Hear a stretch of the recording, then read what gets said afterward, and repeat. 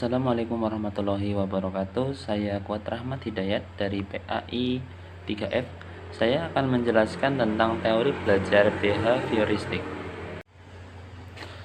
Teori belajar selalu bertolak dari sudut pandang psikologi pembelajaran. Dalam teori psikologi pembelajaran, terdapat 3 aliran besar, yaitu psikologi behaviorisme, psikologi kognitif, dan psikologi humanistik. Behaviorisme atau behavioristik merupakan salah satu pendekatan untuk memahami perilaku individu yang dapat diobservasi secara langsung dengan menggunakan metode pelatihan. Mengenai teori behavioristik, ada beberapa pendapat ahli, antaranya teori behavioristik menurut Thorndike.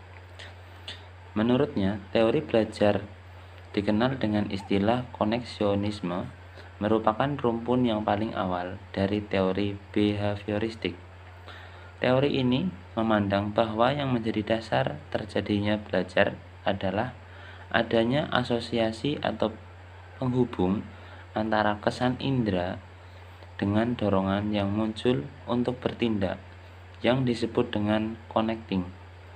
Menurut teori ini, tingkah laku manusia tidak lain dari suatu hubungan stimulus dan respon. Siapa yang menguasai stimulus dan respon sebanyak-banyaknya, ialah yang pandai dalam belajar atau berhasil dalam belajar. Stimulus sendiri yaitu apa saja yang dapat merangsang terjadi kegiatan belajar seperti pikiran, perasaan, atau hal-hal lain yang dapat ditangkap melalui indera. Sedangkan respon yaitu reaksi yang dimunculkan peserta didik ketika belajar yang juga dapat berupa pikiran, perasaan, gerakan maupun tindakan. Teori behavioristik yang kedua menurut Pavlov. Dia terkenal dengan teori conditioning klasik, yaitu sejenis pembelajaran di mana sebuah organisme belajar dengan menghubungkan atau mengasosiasikan stimulus dengan respon. Untuk memahami teori kondisional klasik secara menyeluruh, perlu dipahami bahwa ada 2 jenis stimulus dan 2 jenis respon.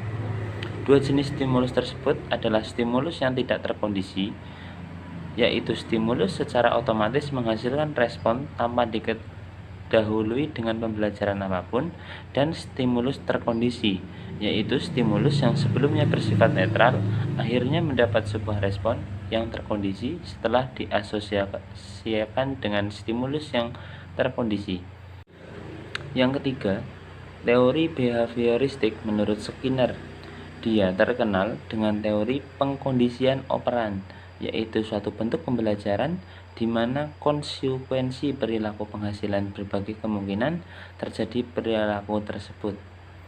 Menggunakan frekuensi yang menyenangkan atau tidak menyenangkan untuk mengubah perilaku itulah yang disebut dengan pengkondisian operan. Ada beberapa prinsip teori ini, antara lain 1. Hukuman. Respon yang diberikan konsekuensi yang tidak menyenangkan atau menyakitkan akan membuat seseorang tertekan. Contoh, seorang siswa yang tidak mengerjakan PR tidak dibolehkan bermain bersama teman-temannya saat jam istirahat. Sekian presentasi atau penjelasan tentang teori behavioristik. Bila ada salah kata atau kata yang kurang berkenan, mohon dimaafkan. Terima kasih. Wassalamualaikum warahmatullahi wabarakatuh.